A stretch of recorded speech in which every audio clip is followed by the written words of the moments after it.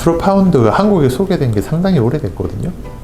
그래서 소개됐음에도 불구하고 이게 인기가 없었던 이유는 까다로운 장비인 것 같아요.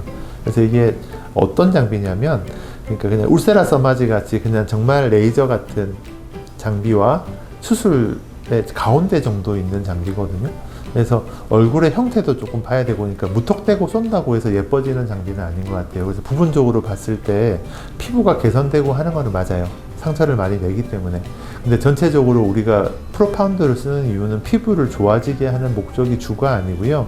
리프팅, 얼굴이 작아지고 젊어 보이기 위해서 하는 장비이기 때문에 이제 안면 거상 같은 수술을 했던 경험도 좀 필요한 것 같고요. 울세라 써마지 같은 리프팅 레이저를 쓰는 경험도 좀 필요하기 때문에 이렇게 쉬운 장비는 아닌 것 같습니다. 그래서 일반적으로 약간 피부과에서 이런 많이 안 하는 이유가 약간 이런 건가요? 좀 까다로운 거는 맞아요. 그래서 피부과 선생님이라서 못한다고 생각이 드는 것도 아니고요. 성형외과 의사라서 이걸 좀 더 잘 쓴다고 생각이 되는 거는 아닌데, 좀 중간 정도에 있는 장비라고 설명을 드렸잖아요. 수술과 레이저의 가운데 정도에 있는 거기 때문에 그 의사들 중에서는 두 개를 다 경험해보면, 그러니까 예를 들면 울세라 써마지를 하면서 안면 거상까지 해봤던 의사들의 경험을 가진 분들은 많지는 않은 거라고 생각이 되는데, 그거를 두 가지 다 경험하고 나면 이 장비가 조금 더 합리적으로 다가오거든요. 그래서 그런 것들을 경험하고 한다고 하면 경험 안 한 의사들에 비해서는 조금 더 잘 쓸 수 있지 않을까 하는 생각이 들기는 합니다.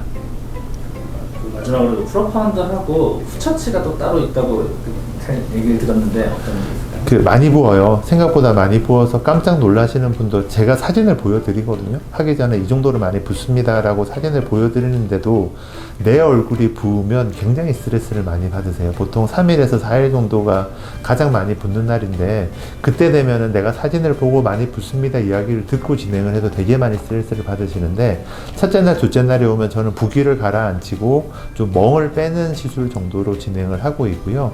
일주일 정도 지나고 나면 이제 피멍 같은 게 좀 더 퍼지고 부기가 조금 가라앉는 단계가 되기는 하지만, 이제 그때마다 이제 후처치하는 장비를 다르게 합니다. 어떨 때는 고주파 장비를 쓰기도 하고요. 어떨 때는 초음파 장비를 쓰기도 하고, 어떤 때는 주사로 이렇게 좀 가라앉히기도 하고, 멍을 빼주는 주사를 드리기도 하는데, 그 사람마다 좀 다르기는 해요. 그래서 시술을 하는 것도 중요하지만 빠른 회복을 위해서 그렇게 후처치를 봐드리는 게 시술 못지않게 중요한 것 같습니다.